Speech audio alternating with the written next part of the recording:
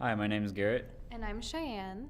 and we're going to be examining Monet's Cliff Walk at Pourville and Basquiat's Untitled Head from 1981.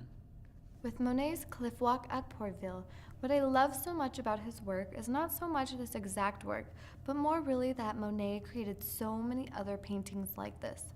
Kind of his own series based in Normandy, France, but this is by far my most favored painting he did of all his Normandy coast scenery paintings.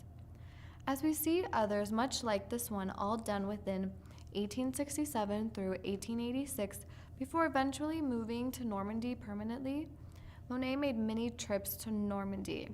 Pourville to be exact, after he lived in Dieppe. This particular piece was printed on canvas with oil in 1882 in Normandy. And even though he wasn't the first to paint the cliffs at Normandy, Monet may be one of the first to paint the immigrating effects of light. With the Cliff Walk at Pourville painting, I think what was so special was Monet's usage of color, and that he actually included clear views of human beings in this painting. Monet's paintings of the coast truly define the sublime in nature.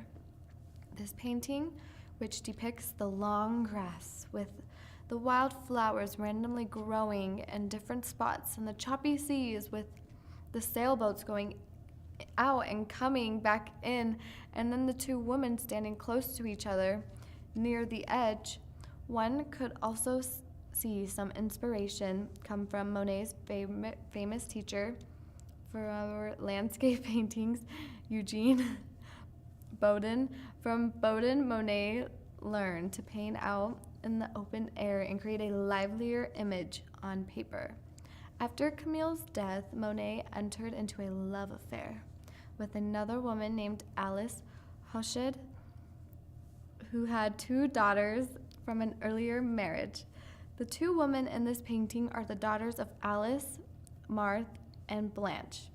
However, Monet was troubled with figuring out how to integrate humans into a scene of natural elements without disturbing the unity of the natural surface.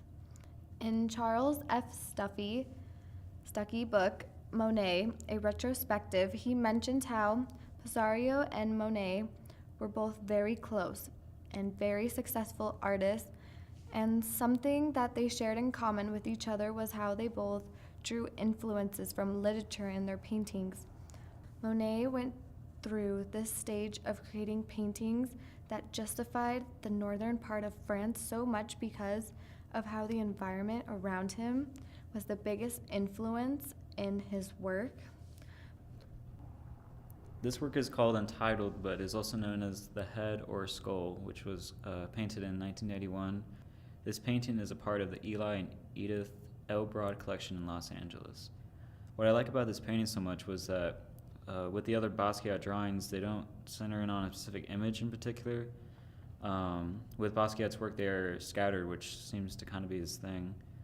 But with his Untitled from 1981, the skull or head is the only solid object in frame. He's done multiple paintings of the human form, and he was given the Gray's Anatomy book as a child when he was hit by a car in 1968, and after that he became fascinated with the human body, which is noticeable in his work. But in Untitled, it almost could pass as a self-portrait. In some of his other works, he draws these black masked figures that at first look like traditional African masks, but later were ruled as portraits of himself, which is what I would say with his Untitled piece. This painting also shows a vast majority of colors, which is something Basquiat does very well. He manipulates the colors and makes it the painting's defining characteristic. But with all these colors colliding, it's hard to determine what race of color the person or human was in Untitled. Some things I found odd with this painting was that Basquiat will often write opaque words around or inside the objects in the frame and put his famous commonly used crown symbol somewhere in the painting.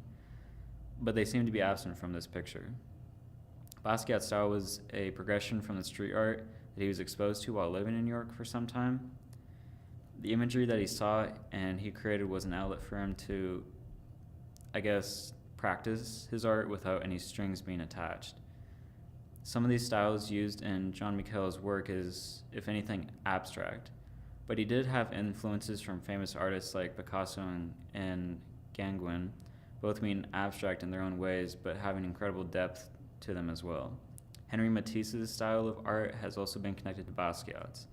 When Matisse broke out as an artist, he was labeled being a modernist and neo-impressionist, while Basquiat was a neo-expressionism.